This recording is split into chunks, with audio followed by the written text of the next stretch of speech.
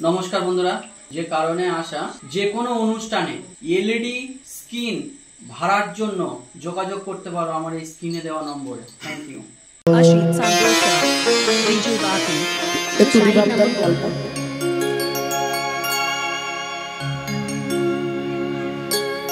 কৃষ্ণ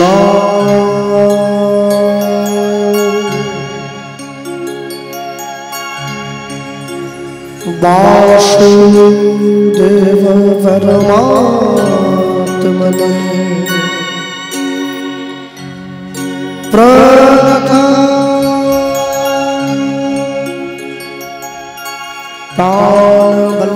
प्राणवल्लभाय गोविन्दाय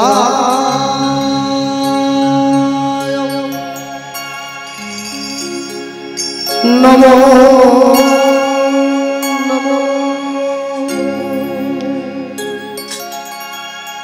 गोविन्दाय नमो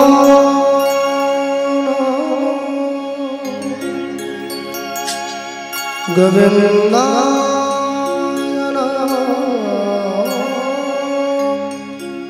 नमो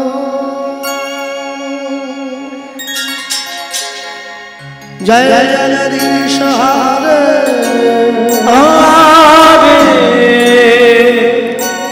जय जगदीश हरे हरे जय जगदीश हरे जय जगदीश हरे हरे जय जगदीश हरे हरे जय जगदीश हरे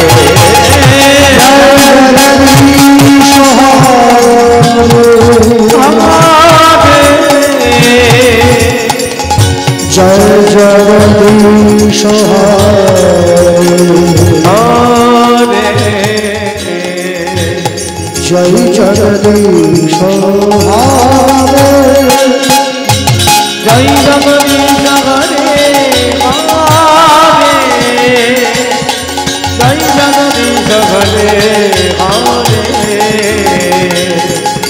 जय जगदीश हरे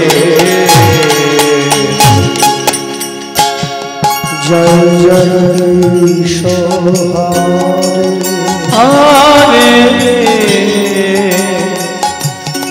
जय जगदीश हरे हरे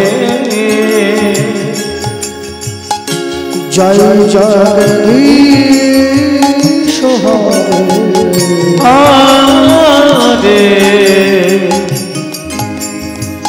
जय जगदीश हरे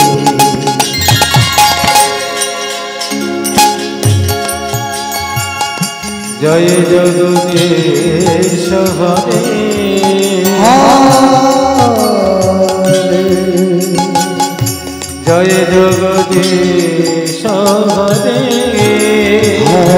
हरे जय जगदीश हरे हरे जय जगदीश हरे हरे जय जगदीश हरे जय जगदीश हरे जय जगदीश हरे जय जगदीश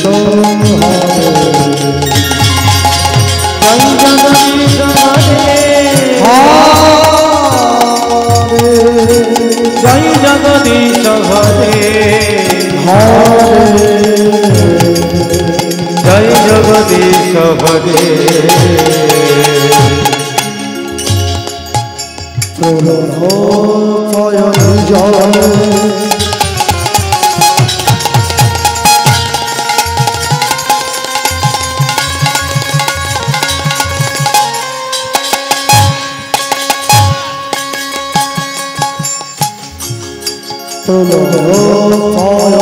जय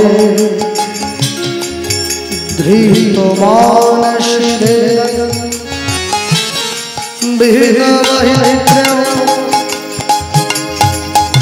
चरित्रमखे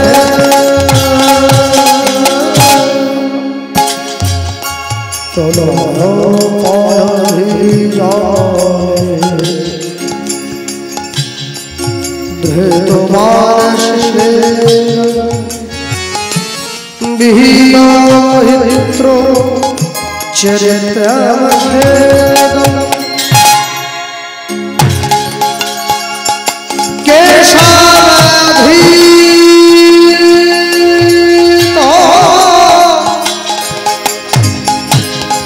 मीनो शरीर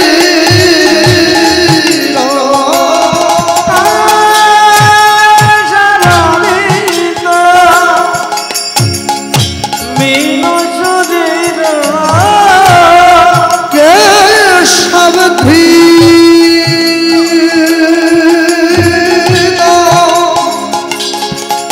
मीनो शरीर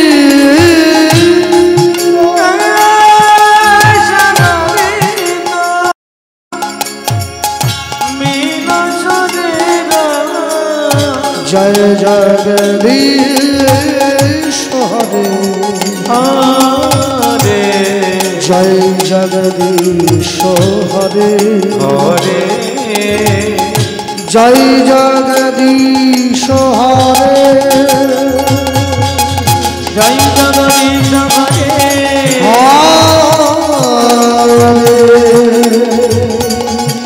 जय जगदीश हरे हरे जय जगदीश हरे क्षितिरोहि विपुल तरे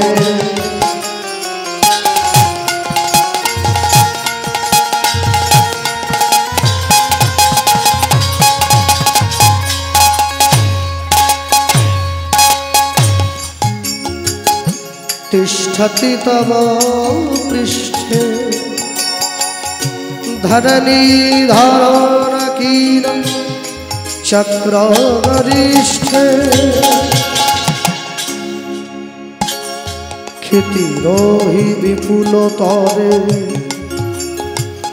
तिष्ठति तव पृष्ठे धरणीधरकीलं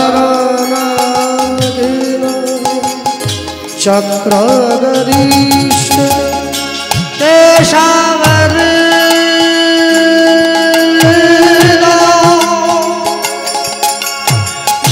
कुर्म शरीर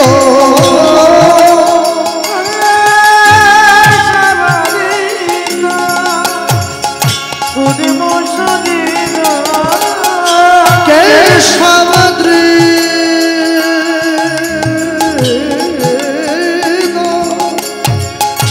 दश विधारूप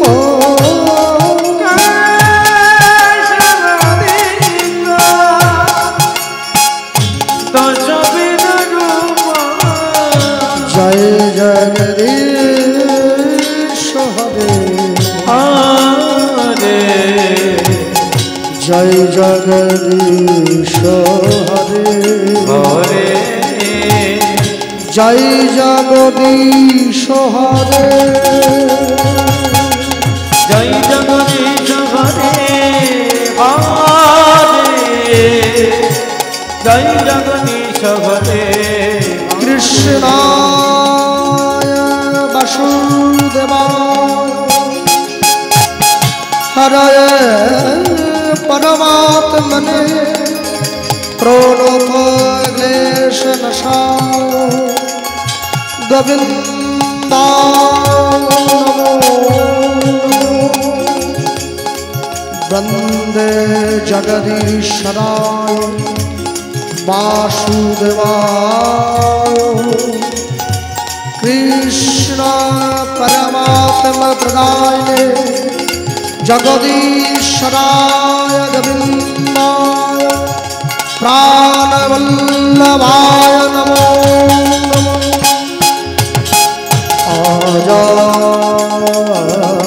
आजानुलम्बित भुजौ कनकावदातौ संकीर्तनज्ञभीतरौ कामलागदाशौ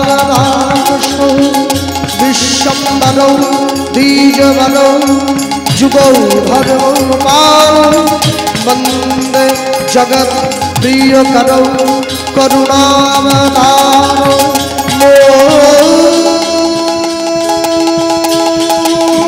मोदकरति माजालं तंगोलंघयते गिरि यते कृपातमहं वन्दे परमानन्द माधव वंशाकल्पतरुश्च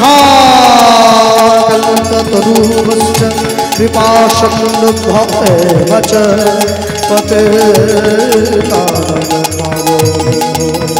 साधु वैष्णवचरणभ्यो नमो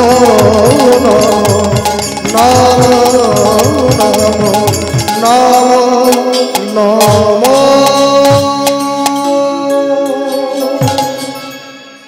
जय नित्यानंद जय गौरचंद्र जय राधा वल्लभ जय जय गौर जय गौरचंद्र जय राधा वल्लभ जय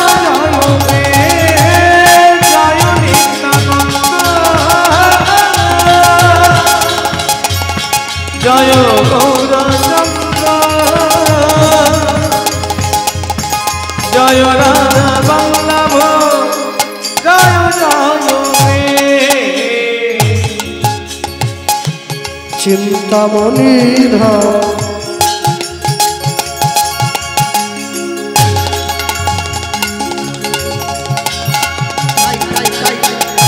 श्री वृंदावन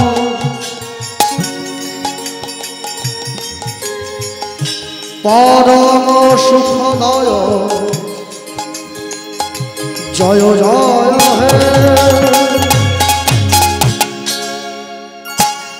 चिंतामणि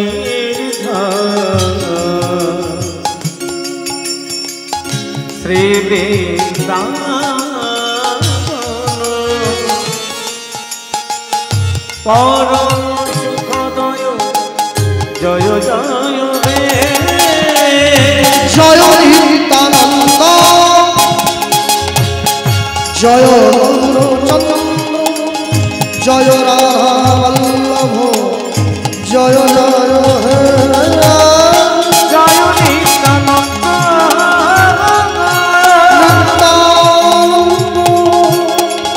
जय गौरचंद्र गौरचंद्र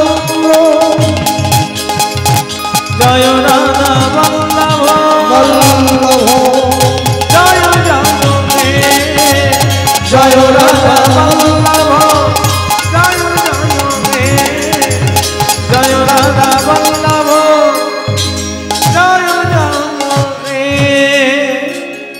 ज्योति गौरंग ज्योति गौरंग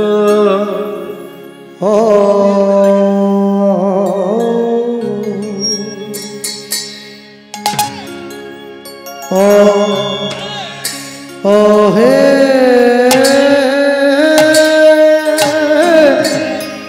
आहा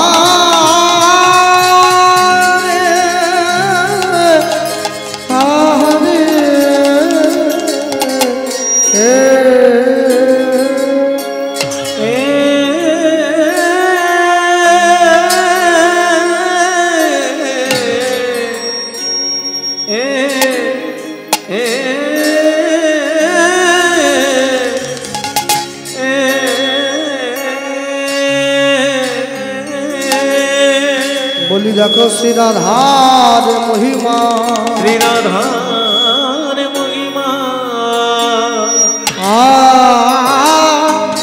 आ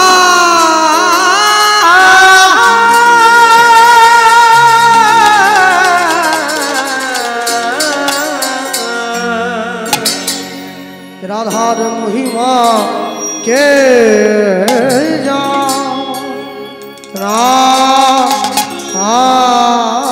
तो आहा मोरी गौरा न হিতমরি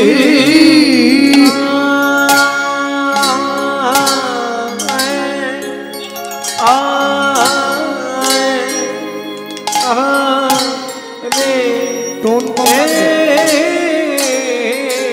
কম রেখে সাউন্ড বাড়িয়ে রাখে।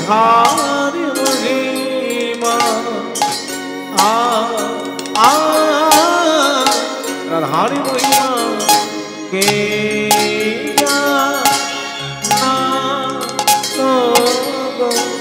হামরি যদি গৌরঙ্গ নহিত মরিয়া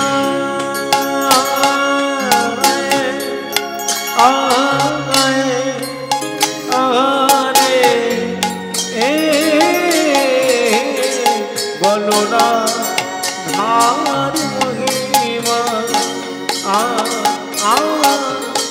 রাধার মহিমা কে আমরি যদি গৌরাঙ্গ নইত মরিয়া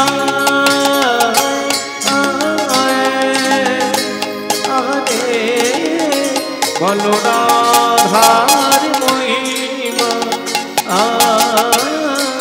রাধার মহিমা কে হামরি যদি গৌরাঙ্গ মরিয়া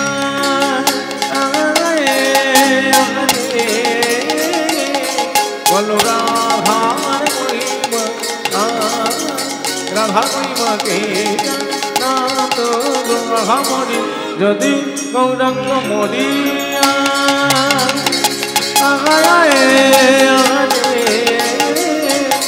বলো রাধার মহিমা রাধার মহিমা কে আমরি যদি গৌরাঙ্গ মরিয়া তাই গৌর হরি ও রাধার মহিমা কে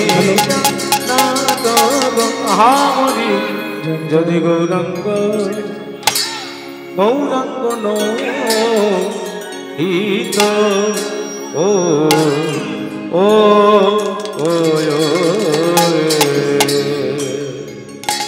বসো বসো। आनंद लीलामय विग्रहाय हेमाभ दिव्य छवि सुंदराय तस्मै महाप्रेमो रस प्रदाय चैतन्य चंद्राय नमो नमस्ते। चैतन्य चंद्राय नमो नमस्ते। त्रिनादपि सुनिचेन तरोरोपि सहिष्णुना अमानेन मानदेन कीर्तनीय सदा हरि। कीर्तनीय सदा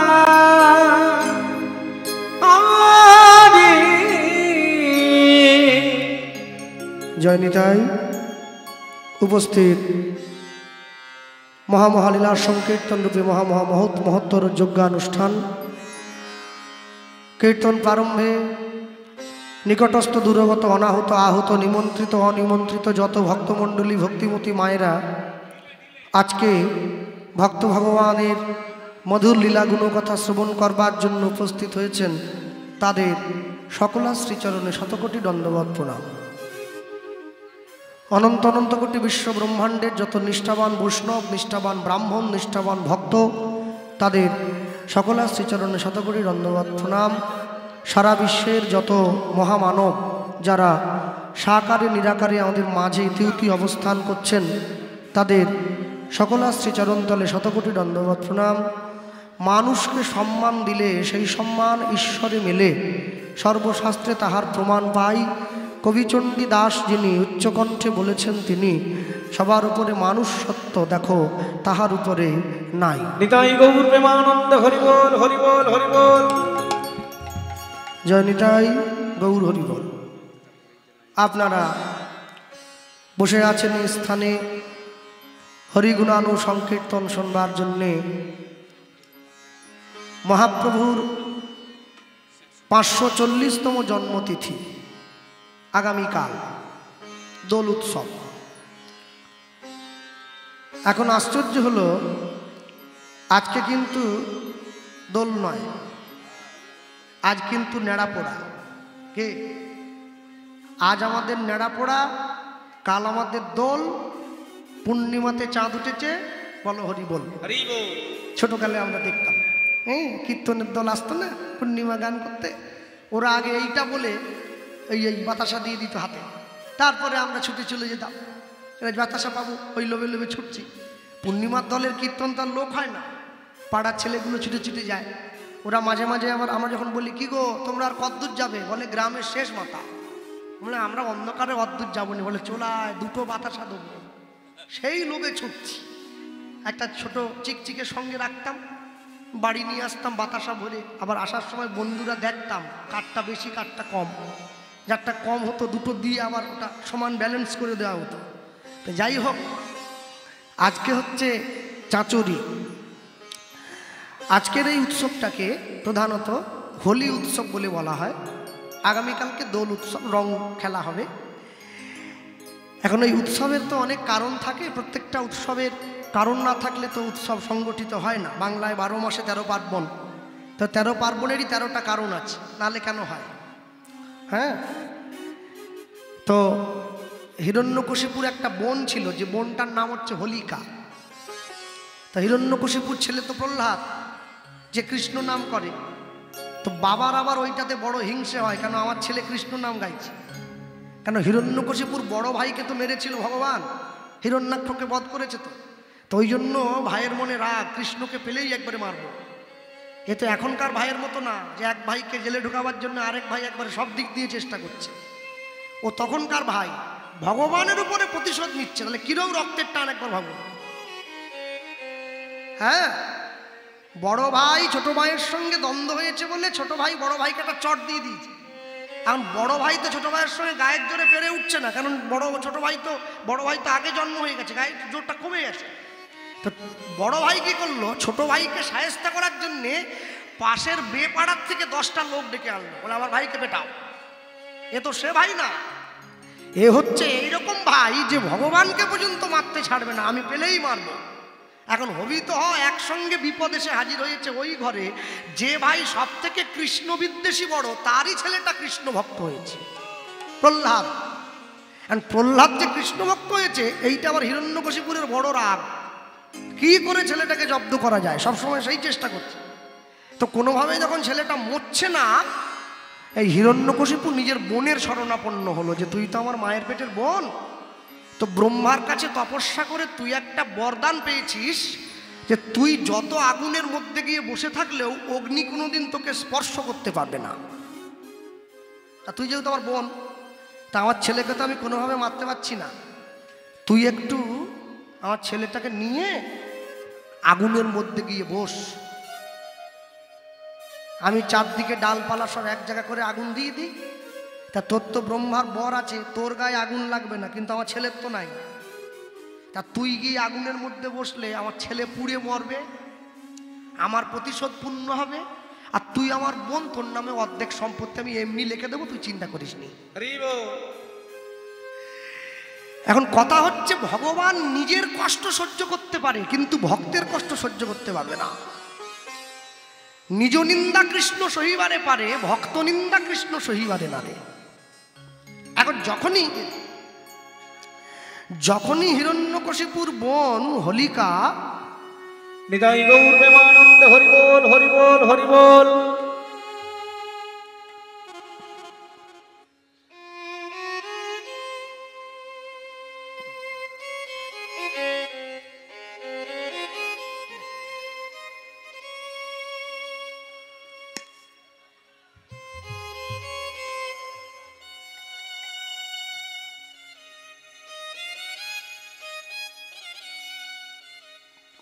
নিতাই গৌর প্রেমানন্দে হরি বল হরি বল হরি বল। এখন যখনই হিরণ্যকশিপুর বোন হোলিকা গিয়ে প্রহ্লাদকে জড়িয়ে ধরে আগুনের মধ্যে গিয়ে বসেছে, তো ভগবান সৃষ্টিকর্তা ব্রহ্মা যে আশীর্বাদটা করেছিল হিরণ্যকশিপুর বোনকে, যেহেতু পর্যন্ত যখন কৃষ্ণ ভক্তকে কষ্ট দিতে গেল আশীর্বাদটা অভিশাপে পরিণত হয়েছে। আর যখনই আশীর্বাদটা অভিশাপে পরিণত হলো, প্রহ্লাদের গায়ে আগুন লাগলো না, হিরণ্যকশিপুর বোন সেই আগুনে পুড়ে মরল। প্রহ্লাদ যেমন ছিল তেমনি রইল। তাহলে হিরণ্যকশিপুর বোন কে হবে? রাক্ষসী, অশুভ শক্তি। অশুভ শক্তিকে বিনাশ করবার জন্য গ্রামে গঞ্জে বুড়ির ঘর পোড়ানো হয়, যাতে সমস্ত সমাজের অকল্যাণ, অশুভ শক্তি দূরে যায়। এই দিনটা পালন করা হয়, সেদিন থেকে চালু হয়েছে।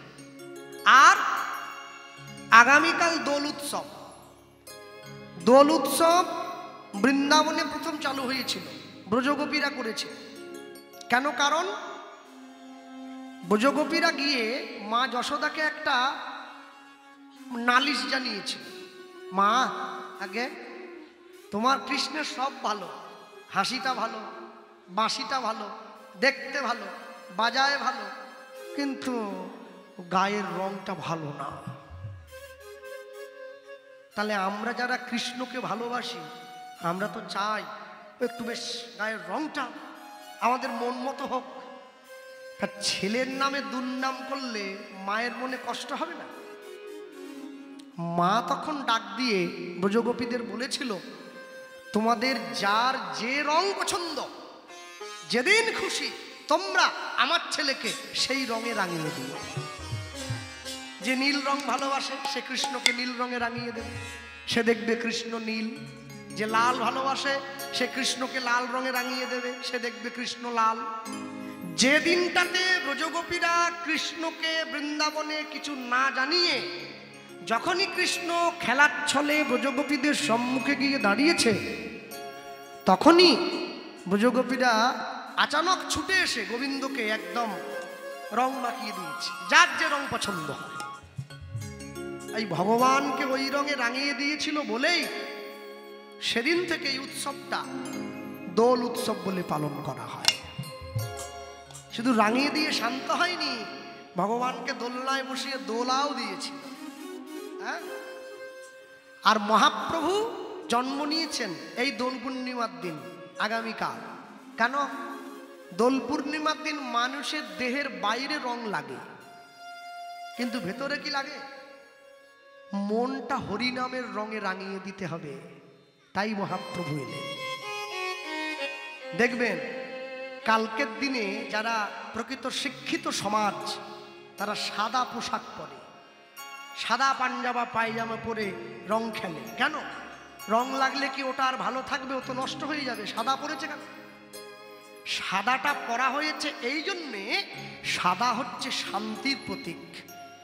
কোনো যুদ্ধ শেষ হলে সাদা পায়রা উড়িয়ে দেওয়া হয়, শান্তি এলো রাষ্ট্রে। সাদা পোশাক পরেছে মানুষ এইটার জন্যেই, শান্তির প্রতীক সাদা। এই শান্তির উপরে যখন রং লাগে, সেই সাদাটা প্রেমের প্রতীক হয়ে দাঁড়ায়। তাই মহাপ্রভু দোল পূর্ণিমার দিনে আবির্ভূত হলেন। তবে একটা কথা বড় দুঃখের সঙ্গে জানাচ্ছি আপনাদের, আমি জানি না এই বাংলায় কদিন সেই জিনিস চলবে, বা আস্তে আস্তে বাংলার মানুষ কোন দিকে আমরা যেতে চাচ্ছি বা যেতে পারলাম। কথা বলবেন না, ওটাকে একটু সাইডে করুন না। বর্তমান শান্তিনিকেতন, বীরভূমের সোনাঝুরি গ্রাম, যেখানে দোল উৎসব সবচেয়ে বিখ্যাত, সেই দোল উৎসব কিন্তু এবছর বন্ধ হয়ে গেছে। এবছর কিন্তু হচ্ছে না। কেন জানেন? একটা কারণ। সব সময়ের জন্য জানবেন, আপনি যত অন্যায় সহ্য করবেন, অন্যায় কিন্তু আপনাকে আরো চেপে ধরবে। অন্যায় যে সহে, অন্যায় যে করে, মম ঘৃণা তারে তৃণ সমদহে। যে দোল উৎসব বিশ্বকবি রবীন্দ্রনাথ ঠাকুর চালু করেছিলেন, যে দোল উৎসব হিন্দু, মুসলমান, খ্রিস্টান, বৌদ্ধ, জৈন, জাত, ধর্ম, মত, পথ সমস্ত কিছু বিশেষকে বাকি না রেখে সকলের উদ্দেশ্যে তিনি সকলকে এক রঙের ভালোবাসায় বাঁধতে চেয়েছিলেন। আজকে সেই এই যে জন্ম হয়েছে, যেদিনকে মহাপ্রভুর জন্ম হলো, নিতাই চাঁদ সেই দিনই ঘর ছেড়েছে। কোথায় গেছে? পায়ে হেঁটে সারা ভারতবর্ষের মাটি ঘুরে বেড়ালো নিত্যানন্দ। কবে নবদ্বীপে ফিরে এলো? যেদিন মহাপ্রভুর 24 বৎসর বয়স হলো সেই দিন ফিরে এসেছে। এসে মহাপ্রভুকে বলল, ভাই কি আমি সারা ভারতবর্ষের মাটি পায়ে হেঁটে ঘুরলাম এই 24 বছর ধরে। আমি ঘুরে একটা জিনিস আমি দেখলাম, কি বৃন্দাবনে গোপনে রাতের অন্ধকারে একটা সেবা হচ্ছে, রাধাকৃষ্ণের যুগল ভজন। তুই যা বাংলার মানুষকে সেই সম্পদ এনে দে। তবে তো মহাপ্রভু গিয়েছে, তবে মহাপ্রভু দিয়েছে। এখন কথা হলো, পাওয়ার পরে যদি, হ্যাঁ, বৃন্দাবনের 3টে মূল ঠাকুর, 3টে মূল ঠাকুর, এত এদিক ওদিক প্যাঁচ ঘোচে, এত কথা, এত চব্বে, এত ঝামেলায় যাওয়ার দরকার নেই। বৃন্দাবনের 3টে মূল ঠাকুর, বৃন্দাবনের সঙ্গে আমাদের খুব গভীর সম্পর্ক, আমার বিশেষ 3টে মূল, একটা গোবিন্দ, একটা গোপীনাথ, একটা মদন মোহন, 3টে ঠাকুর। বিচার করে দেখবেন 3টে ঠাকুরকে প্রতিষ্ঠা করেছিলেন 3 জন বাঙালি, কোনো উড়িয়া, কোনো বিহারি, কোনো মারোয়াড়ি, পাঞ্জাবি নয়, 3 জন বাঙালি। 3টে ঠাকুরকে প্রতিষ্ঠা করেছেন 3 জন বাঙালি, 3টে ঠাকুরের সেবকও 3 জন বাঙালি। বৃন্দাবনে এক ব্রজ মা আমাকে এই কথাটা বলেছিল যে দেখুন কৃষ্ণবাবু, বৃন্দাবন কিন্তু আপনাদেরই, বৃন্দাবন উত্তরপ্রদেশের মানুষের নয়, বৃন্দাবন বাঙালিদেরই। তাহলে বাঙালিরা বৃন্দাবন থেকে হারিয়ে গেছে কেন? বলে কেন হারিয়ে গেছে জানেন? নিজেরা নিজেদের জায়গাটা ধরে রাখতে পারেনি, তাই প্রমোশন নয় ডিমোশন হয়ে গেছে।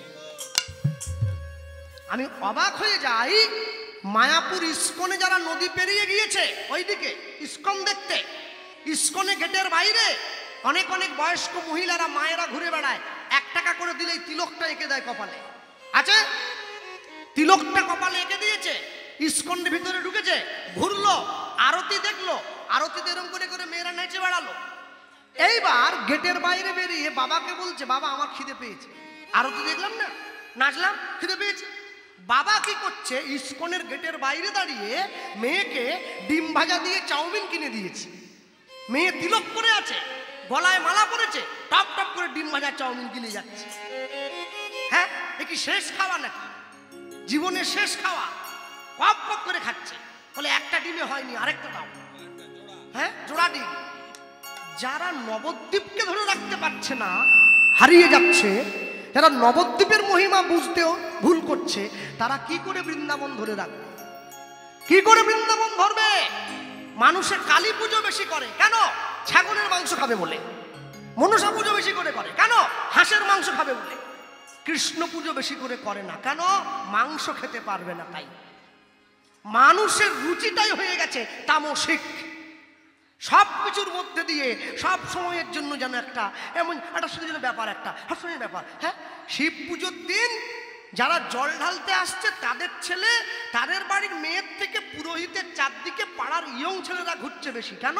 যত মেয়েরা গাঁজার কলকে আনবে, ওরা মন্দিরের জানলা দিয়ে হাত বাড়িয়ে ঠাকুর মশাইকে 10 টাকা করে দিয়ে নিয়ে পালাবে। মানে যেন গাঁজা নেওয়াটা মূল উদ্দেশ্য হয়ে গেছে। ধর্মের বেশে মোহজারে এসে ধরে, অন্ধ সেজন মরে আর শুধু মারে। হ্যাঁ, আজকে আমি যখন এলাম, যা ঘন ঘন জঙ্গল পেরিয়ে আমি এসেছি, আপনারা বলতে পারেন ভয় তো আমার করছে, কারণ আমি প্রথম এসেছি। যে এখানে বাস করে তার ভয় করে কি? তার ভয় করে না। যারা বিদেশ থেকে, আমেরিকার থেকে মায়াপুরে এসে একটা মন্দির তৈরি করে চৈতন্য মহাপ্রভুকে নাড়িয়ে চাড়িয়ে ভাঙিয়ে খাচ্ছে। মহাপ্রভু কাদের? আমেরিকার লোকের, লন্ডনের লোকের। বাপের নাম কি? জগন্নাথ মিশ্র। মায়ের নাম কি? সচিরানী মিশ্র। নাদিকা নীলাম্বর চক্রবর্তী। একটা নাম শুনে মনে হচ্ছে কি কেউ বিদেশি? সব বাঙালি। দেখবেন মায়াপুর ইস্কনে ঢুকতে যাচ্ছে বাঙালিরা, আমাদেরকেই টাকার ব্যাগ, কোমরের বেল্ট, কাছে কিচ্ছু নিয়ে যাওয়া যায় না, সব জমা দিয়ে দিতে হয় বাইরে। বলে সব রেখে দিয়ে তারপরে যাও। আপনি ভিতরে ঢুকে দেখবেন যারা বিদেশ থেকে এসেছে ওরা সব কিছু নিয়েই ঘুরে বেড়াচ্ছে। আমার দেশের ঠাকুর, আমার বাংলার মাটি, আমার বাংলার মাটিতে মন্দির, অসভ্য কোথাকার, আমি ব্যাগ রেখে ঢুকবো? আমি বলেছিলাম গেটম্যানটাকে, তোমাদের মন্দিরে আমি যাব না। তোমাদের বাপের ঠাকুর, ঠাকুর তো আমাদের, আমার ঠাকুর, আমি ব্যাগ রেখে ঢুকবো? কি কথা হচ্ছে? হ্যাঁ, ভগবান শ্রীকৃষ্ণ অর্জুনকে গীতার উপদেশ দিচ্ছে, তাই তো? কোন ভাষায়? সংস্কৃত। সংস্কৃত কাদের ভাষা? আমেরিকার লোকের। বাঙালির ভাষা। মোদি বাংলা ভাষা, মোদের গরব, মোদের আশা। আমাদের সংস্কৃত ভাষা ভগবান উপদেশ দিচ্ছে অর্জুনকে। হ্যাঁ, আমাদের পাড়ায় ইস্কন থেকে বাবাজি এসছে যে হরে কৃষ্ণ বলতে, হরে কৃষ্ণ। সে আবার সংস্কৃতে ক্লাস করায়, বলে ভর্তি হও। যে বাংলা লিখতে জানিনি তার কাছে বাংলা শেখার জন্য আমি যাব? হ্যাঁ, মানুষ সেই দলে পা হড়কাচ্ছে। শুনুন, নকল ভালো, অনুসরণ করা যায়, অনুকরণ করা যায় না। সব সময়ের জন্য জানবেন, দয়া করে নিজেদের জীবনের ভাব, নিজেদের জীবনের সম্পদ আর হারিয়ে যেতে দেবেন না। এবার একটু শক্ত হাতে হালটা ধরুন। আস্তে আস্তে তো সবই চলে যেতে বসেছে। সব আমাকে মানুষে বলে, দাদা বিধর্মীরা যে মন্দির ভাঙছে, বিধর্মীরা ঠাকুর ভেঙে দিচ্ছে, কয় ভগবান যদি থেকে থাকে, ভগবান তো প্রতিবাদ করছে না, ভগবান তো একবারও বলছে না ঠাকুর ভেঙে দিচ্ছে, তাহলে দীনকৃষ্ণ ঠিকই বলে। ওর দিকে আবার ঝোল টেনে নিয়ে যায়। আমি বললাম ঠিক বলে না, আসল কথাটা কি জানো? যে হাতে, যে বাড়িতে, যে গ্রামে, যে মাটিতে, যে ভূমিতে ঠাকুরের হাতে অস্ত্র থাকে, যারা ঠাকুরের পুজো করে তাদের হাতে মোবাইল থাকে, সে রাজ্যে ঠাকুর তো ভাঙবে। অস্ত্র মা কালীর হাতে আছে, মাটির ঠাকুর। মা কালী অস্ত্র দিয়ে কি দেখাচ্ছে? সমাজকে দুষ্টের দমন করবে, শিষ্টের পালন করবে। শুধু মা কালী মন্দিরে নয়, প্রত্যেকটা মায়ের মধ্যে কালী রূপ আছে। যদি সমাজকে রক্ষা করতে হয়, অস্ত্র যদি না ওঠান রাষ্ট্র হারিয়ে ফেলবেন, শাস্ত্র যদি না পড়েন সংসার হারিয়ে ফেলবেন। হরি বল, হরি বল। আপনাকে দুটো দিক ঠিক রাখতে হবে। আপনি হরিনামে এলেন, কীর্তন শুনলেন, নাচ গান দেখলেন, তারপরে কমিটি লিখে দিয়েছে সকল ভক্তের জন্য সেবার ব্যবস্থা আছে, চটপট করে কুমড়োর তরকারি আর ডাল দিয়ে চারটি খেয়ে বাড়ি গিয়ে পাকা চালিয়ে নাক ডেকে ঘুম দিয়ে দিলেন, আবার আগামী বছর হবে না। যতদিন পর্যন্ত অন্তরের চেতনা না জাগবে, কোনো হরিনাম, কোনো উপদেশে কোনো কাজ হবে না। অন্তরটাকে তৈরি করতে হবে। মন যদি ঠিকঠাক তৈরি করতে না পারেন, তাহলে কিন্তু দেখবেন জীবনের সমূহ বিপদ নেমে এসেছে। বৈষ্ণব মহাজন লিখে দিচ্ছেন, এত কষ্ট করার দরকার নেই। যেটা আমি বলছিলাম, কি করলেন? গাও পুন পুন শ্রী গৌরাঙ্গের গুণ, গৌরাঙ্গের গুণ গাও, গুণ গাও, গুণ গাও।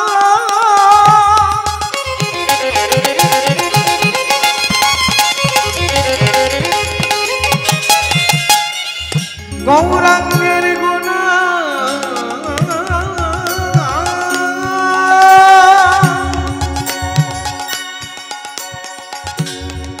গৌরাঙ্গের গুণ,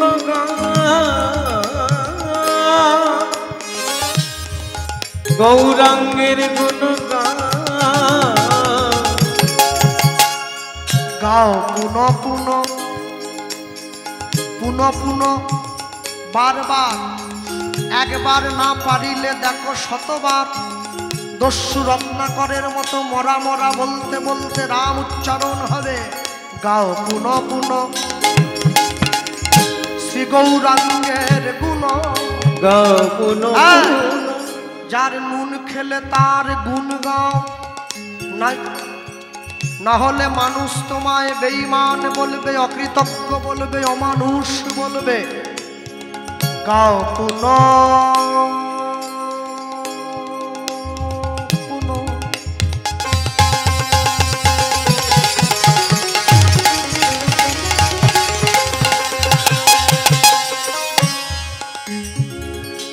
শ্রী গৌরাঙ্গে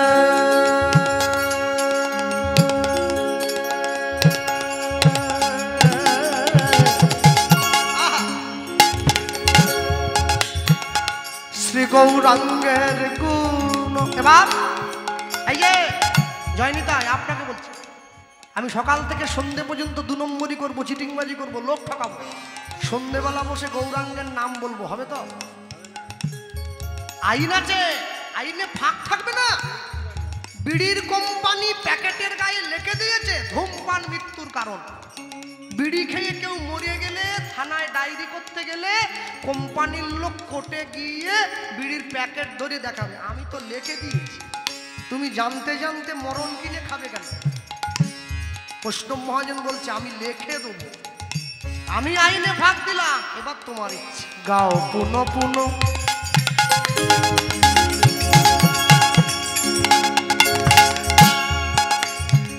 শ্রী গৌরাঙ্গের গুণ এবার সরল করিয়া, এই মনে হিংসা নিয়ে নয়, প্যাচ নিয়ে নয়, পরের ক্ষতি চেয়ে নয়, সরল করিয়া,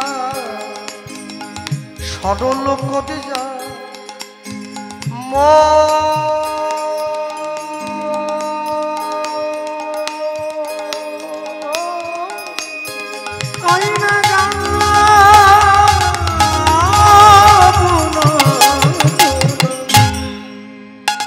শ্রী গৌরাঙ্গে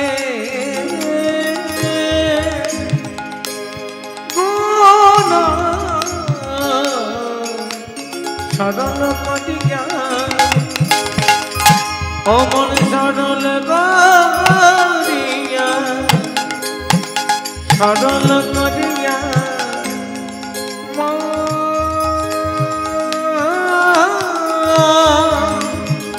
ও গয়তি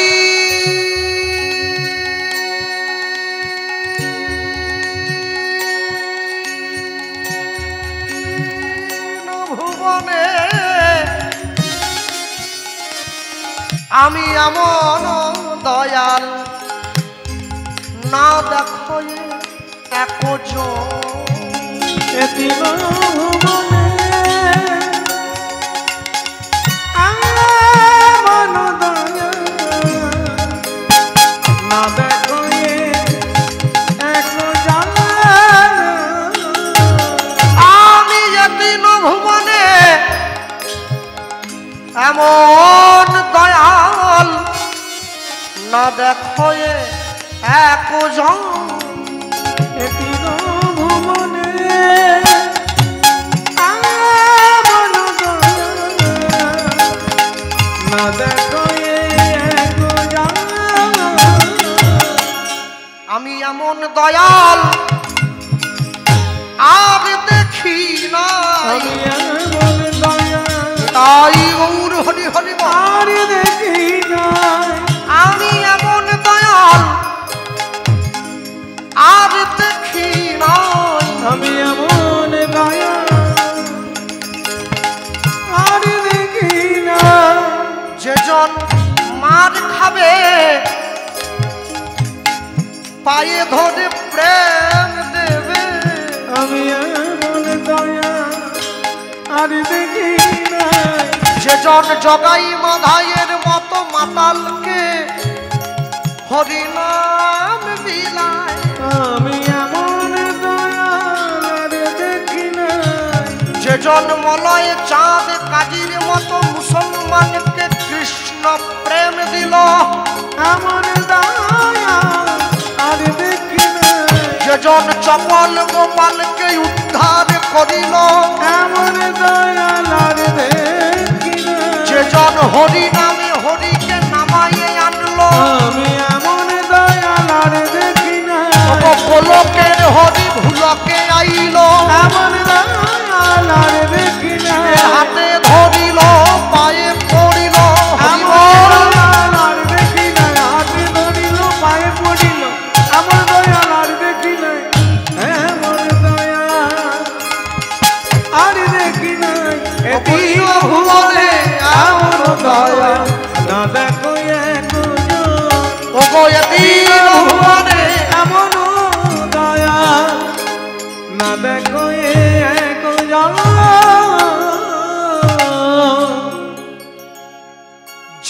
ভগবানকে ভালোবাসে ভগবান তাকেও নাম দিয়েছে, যে ভগবানকে ভালোবাসে না ভগবান তাকেও নাম দিয়েছে। আশ্চর্য কি, যে ভগবানকে ভালোবাসে সে ভগবানের নামটা ভক্তি শ্রদ্ধা সহকারে গ্রহণ করেছে, আর যে ভগবানকে ভালোবাসে না কি, আরে যাদের তুমি আপন ভাবো তাদের কাছেই শোনা গোল টেবিলের বৈঠকেতে হচ্ছে তোমার সমালোচনা। তুমি যাকে আপন ভেবে ভালোবাসছো না তারাই সব থেকে বেশি তোমার সমালোচনা করে। তবে মানুষ তোমার নিন্দা করলে এতে তোমার কিছু যায় আসে না, ঈশ্বরের কাছে তুমি প্রিয় হয়ে থাকবে। আলেকজান্ডার যখন এই ভারতবর্ষ আক্রমণ করেছিলেন, এই ভারতবর্ষ আক্রমণ করবার পর তিনি যখন মহারাজার কাছে গিয়ে পেরুকে বন্দী করলেন, জেলবন্দি করার পর আলেকজান্ডার গিয়ে পেরুকে জিজ্ঞাসা করছেন, তুমি আমার বন্দী, আমার কাছে যুদ্ধে হেরে গিয়েছো, বলো তুমি আমার কাছ থেকে কি ধরনের ব্যবহার আশা করছো? কে? আলেকজান্ডার কিন্তু বড় বীর। মহারাজ পেরু বলছেন, আমি হেরে গেলেও আমি তো রাজা। শুনুন, একজন রাজা আরেকজন রাজার কাছ থেকে যেই ব্যবহার আশা করে আমি আপনার কাছ থেকে ঠিক সেই ব্যবহার আশা করছি। আলেকজান্ডার তার প্রিয় সাথী সেলুকাসকে ডেকে বলেছিলেন, সত্যি সেলুকাস, কি বিচিত্র এই দেশ, যে দেশের মানুষ ঈশ্বরের কাছে সহজে মাথা নত করে কিন্তু কোনো রাজার কাছে সহজে মাথা নত করে না। আজকে বসে আছেন, কীর্তন শুনছেন, সব সময়ের জন্য জানবেন এই দিনটা কিন্তু জীবনে বারবার আসবে না। যে দিনটা চলে যায়, যে দিনটা আর ফিরে আসে না। হ্যাঁ, যখন 1 কুইন্টাল চালের বস্তা মাথায় নেওয়ার ক্ষমতা থাকে তখন কেনার মতো পয়সা থাকে না, আর যেদিন 1 কুইন্টাল চাল সঙ্গে সঙ্গে কিনে নেওয়ার মতো পয়সা পকেটে এসে যায়, বস্তাটা মাথায় নেওয়ার মতো আর ক্ষমতা থাকে না। আপনাকে ঠিক করতে হবে। হ্যাঁ, বাবা সবসময় তার ছেলেকে বলে, আগে বড় হও, যোগ্যতা তৈরি করো, পয়সা উপার্জন করো, তারপরে সাইকেল কিনবে, সাইকেল চাপবে। ছেলে বাবার কথাকে মর্যাদা দিয়ে ছেলে যখন প্রকৃত পয়সার মালিক হলো, ছেলের বয়স হয়ে গেছে 50। ছেলে সাইকেল কিনেছে, চাপতে আর পারছে না, কেন পড়ে গেলেই তো ঠ্যাং ভাঙবে, পড়ে গেলেই ভাঙবে। তাই জীবনে যখন যেইটা করার দরকার সেই কর্মটা তখনই করতে হবে, কিন্তু মায়েরা সেটা করে না।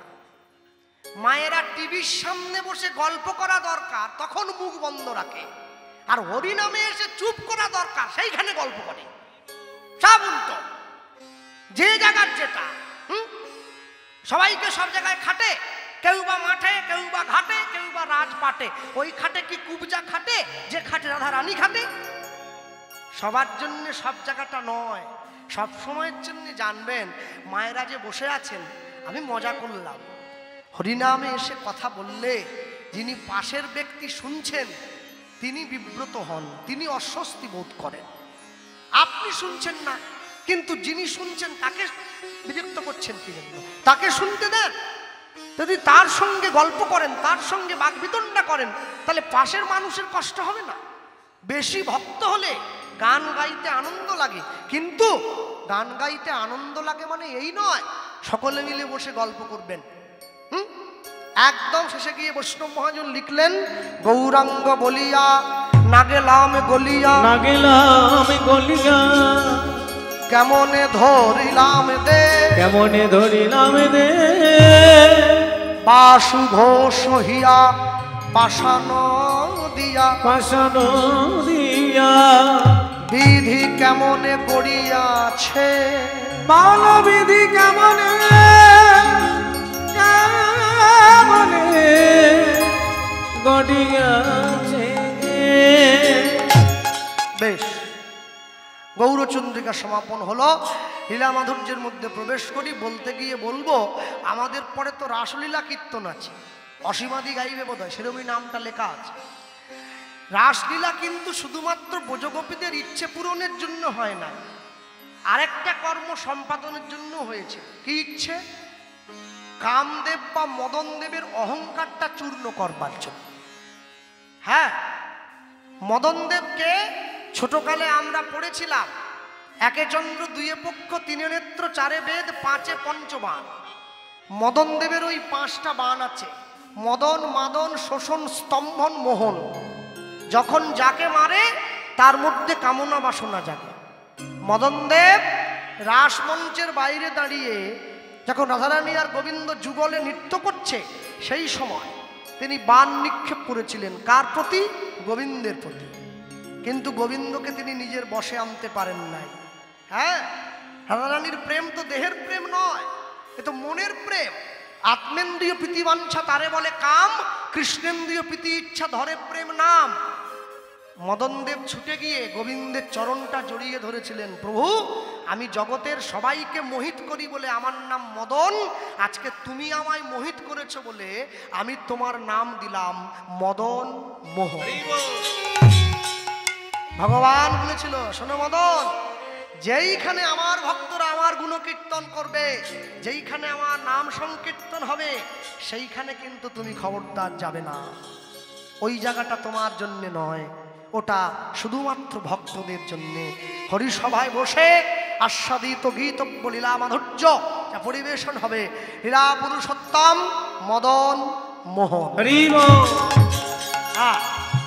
আমরা বলতে গিয়ে সবার আগে বলবো, আজ থেকে প্রায় 450 বছর পূর্বে আমার বাড়ি হচ্ছে পশ্চিম মেদিনীপুর। হ্যাঁ, আপনারা যাকে জঙ্গলমহল বলেন, এ কথা তো বলতেও ভয় লাগে, আর ইউটিউবারগুলোকে বিশ্বাস নেই, বুঝলেন। কোন এক ওই কুলতুলির দিকে গান করতে গিয়েছি, কমিটি দেখি আমার নাম দিয়ে ব্যানার তৈরি করেছে, গোপাল কৃষ্ণ পাল, বিকেল 4টে থেকে 8টা, ঠিকানা জঙ্গলমহল। শালা আমি মাওবাদী, কাঁধে বন্দুক নিয়ে ঘুরছি। জঙ্গলমহল বললে দক্ষিণের লোক চিনতে সুবিধে হয়, মাওবাদী কথাটা বেরিয়ে আসে না, কারণ জঙ্গলমহল মানে মাওবাদী। আর মাওবাদী কোথা? পূর্ব মেদিনীপুরে মাওবাদী নাই, পশ্চিম মেদিনীপুরে আছে। হ্যাঁ, তা আমার বাড়ি হচ্ছে পশ্চিম মেদিনীপুর।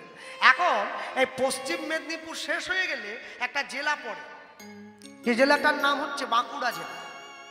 বাঁকুড়াতে একটা বিখ্যাত গ্রাম আছে। আপনি বাঁকুড়াতে ঢুকে সোজা রাস্তা ধরে চলতে থাকলে রাস্তার উপরে দেখবেন বড় করে একটা সাইনবোর্ড দেওয়া আছে, আপনি ঐতিহাসিক বাঁকুড়া জেলার বিষ্ণুপুর গ্রামে প্রবেশ করছেন। আপনি যখনই গ্রামের মধ্যে প্রবেশ করলেন, আপনি দেখবেন রাস্তার দুদিকে গ্রামের মা বোনেরা বসে আছে, পোড়ামাটির তৈরি জিনিস বিক্রি করছে। বাঁকুড়ার পোড়ামাটির জিনিস জগৎ বিখ্যাত, সকলেই জানে। মাটির শঙ্খ, মাটির কড়া, মাটির খুন্তি, মাটির হাঁড়ি সব। আর এই বাঁকুড়ায় আরেকটি বিখ্যাত জিনিস আছে, সে হচ্ছে এই মদন মোহন, যার কথা আমরা শুনছি। মদন মোহনের গায়ের রং কুচকুচে কালো, এই বড় বিগ্রহ, এই এত বড় বাঁশি, আর একদম আপনি যদি আশ্চর্য হয়ে যাবেন, আপনাদের মন্দিরে যে ঠাকুর বসে আছে যদি পাথরের ঠাকুর হয়, 2 বছর 5 বছর অন্তর অন্তর ঠাকুরকে পালিশ করতে হয়, অঙ্গরাগ করতে হয়, সাজাতে হয়। যদি মাটির ঠাকুর হয়, নতুন করে রং দিতে হয়। যে বাঁকুড়া বিষ্ণুপুরে মদন মোহন বসে আছে, আজকে 500 বছর ধরে একই আসনে একইভাবে বসে আছে, না সাজানো হয়েছে না পালিশ করা হয়েছে। আপনি কালকে সকালে গিয়ে যদি দেখেন না, আপনি ভাববেন এই যেন কেউ কিনে এনে বসিয়ে দিয়েছে। এটাই তার মহিমা, এটাই মহিমা। একইভাবে বসে আছে, একদম চকচক করছে, আপনি চোখ ফেরাতে পারবেন না। তার চোখের দিকে তাকালে, আপনি এক দৃষ্টে তাকিয়ে থাকলে আপনার অনুভব হবে যেন মনে হয় সামনে সাক্ষাৎ ভগবান দাঁড়িয়ে আছে। মদন মোহন কোনো ঠাকুর, কোনো মিস্ত্রির তৈরি করা নয়, সাক্ষাৎ ভগবান এসে দাঁড়িয়েছেন ভক্তের ডাকে। আর বলতে গিয়ে বলি, আজ থেকে প্রায় 450 বছর বেশি পূর্বে এই বাঁকুড়া জেলায় এই বিষ্ণুপুর গ্রামে একজন ক্ষত্রিয় বাড়ির ব্রাহ্মণ বাস করত, যে ব্রাহ্মণের নাম ছিল সনাতন দাস। ব্রাহ্মণের একটি স্ত্রী ছিল। সনাতন দাস কি করত, আগে কর্মটা বলে নেই। সনাতন দাসের কর্ম ছিল সারা বাংলায় যখন যুদ্ধ লাগতো তিনি যুদ্ধের দেশের হয়ে যুদ্ধ করতে যেতেন, সৈনিক ছিলেন, দেশকে রক্ষা করতেন। আর এই যুদ্ধ করতে গিয়ে তিনি কর্ণাটকে গিয়ে এক ক্ষত্রিয় ব্রাহ্মণ বাড়ির মেয়েকে পছন্দ করে নিজের বাড়িতে এনেছিলেন বিবাহ করে। মেয়েটির নাম ছিল শিলাবতী। স্বামী স্ত্রী যখন ঘরে এসে উঠলেন, পথের মধ্যে একজন বৈষ্ণব এই স্বামী স্ত্রীকে একটি রাধা গোবিন্দের বিগ্রহ দিয়ে বলেছিল, আজ থেকে তোমরা দুজনে সেবা করবে। ঘরে এনেছেন, স্বামী স্ত্রী দুজনের সংসার। আর কে আছে সংসারে? রাধা গোবিন্দ। আর তো কেউ নেই। বৈষ্ণব মহাজন লিখছেন, বিষ্ণুপুরে বিষ্ণুপুরে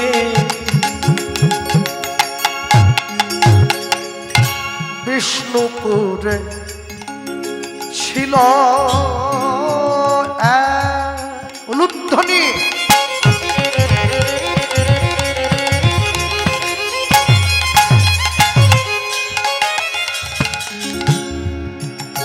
অগ ক্ষত্রিয় ব্রাহ্মণী, ওই যে বললাম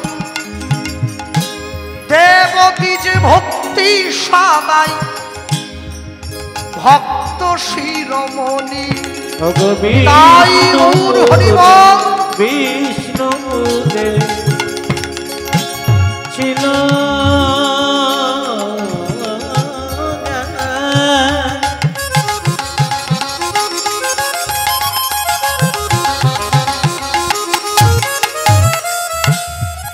ক্ষত্রিয় ব্রাহ্মণী, দেবতী যে